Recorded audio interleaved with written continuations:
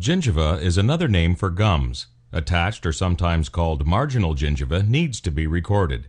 The amount of actual attached gingiva is the visible gum tissue minus the pocket depth as indicated by the white arrow.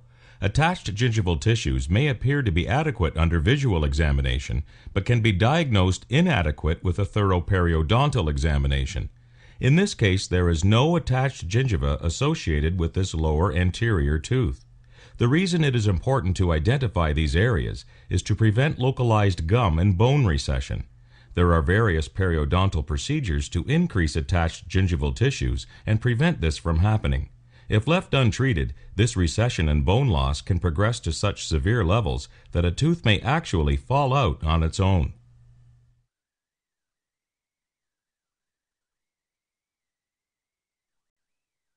This movie shows how we can perform root coverage and treat recession with insufficient attached gingival in the area.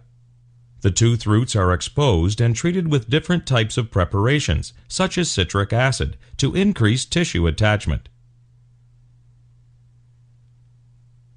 A connective tissue graft is placed over the root areas. The gums are then moved higher up on the tooth and sutured into place, covering the root areas.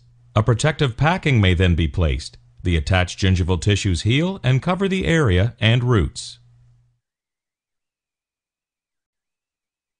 Connective tissue is harvested from the palate. It is the piece of tissue taken from the inner layer between the outside tissue and the palatal bone.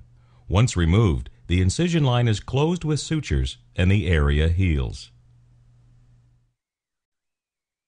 Teeth may experience recession where the roots become exposed. This movie demonstrates a situation where some teeth have also lost their tough gum tissue or attached gingival. Attached gingival holds the gums firmly to the teeth and prevents calculus or tartar building up between gums and teeth. To treat this condition, the flap is reflected from the teeth. A prefabricated human graft tissue can be placed into the area.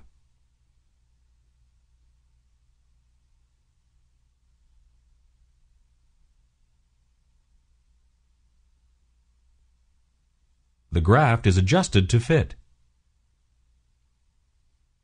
and sutured into place. The flap is then repositioned back on top, covering the graft completely and sutured into place. With time, the graft will promote the growth of new tough gum tissue or attached gingival over the lost areas to the desired levels.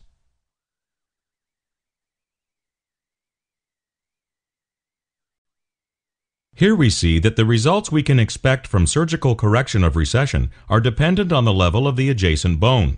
The exposed root area is outlined in white dashes. If interproximal bone height is normal, we can get ideal results. The lower the level, the less ideal these results are. When there is recession of the gums, the roots of the teeth are exposed. The roots are not as hard as the crown enamel. Improper brushing techniques, such as brushing side to side with a hard toothbrush, can cause abrasion of the tooth root. The toothbrush acts like a saw, especially if it is a hard toothbrush.